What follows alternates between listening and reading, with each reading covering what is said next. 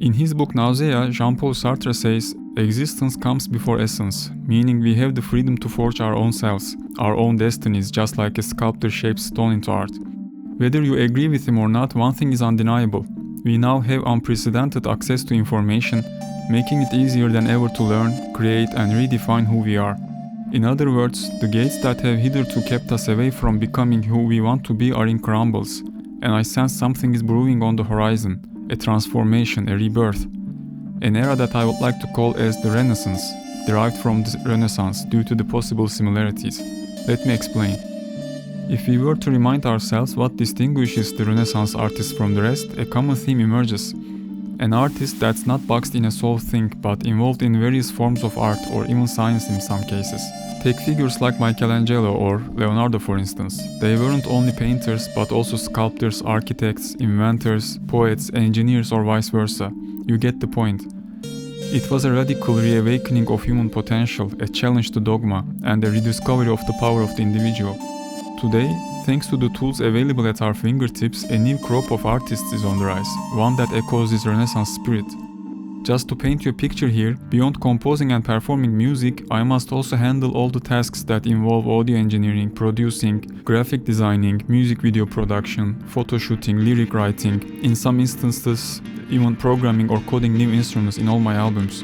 And I know I am not the only one doing that because the times that we live in has laid the stage for countless artists to take full creative control, blurring the lines between disciplines, causing a cultural shift. One that resembles the Renaissance, one that might have the potential to transform our society. However, this is where things get complex. Despite all the technological advances we have discussed so far, the general sense in most societies is of something pessimistic.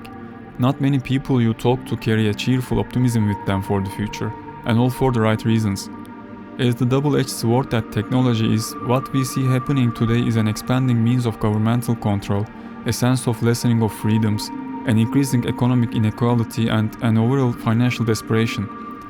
It's a difficult time to believe that the future looks bright, especially with the AI threat in the hands of big tech looming above our heads like Damocles' sword. This is exactly where my point lies. The same advances that have laid the grounds for the possibility to create any essence into existence are also the root cause of us being constantly manipulated and controlled by the algorithms of social media, trapped in the invisible chains surrounding us, deciding for us what to watch, listen, buy, believe or think. We are on the verge of a new era, the essence of which is yet to be written. It already exists. We are living through it, but only time will tell which direction it will evolve.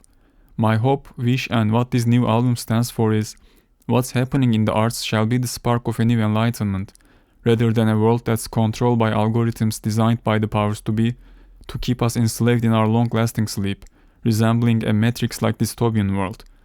The Renaissance is happening. The question is, what role will you play in shaping it?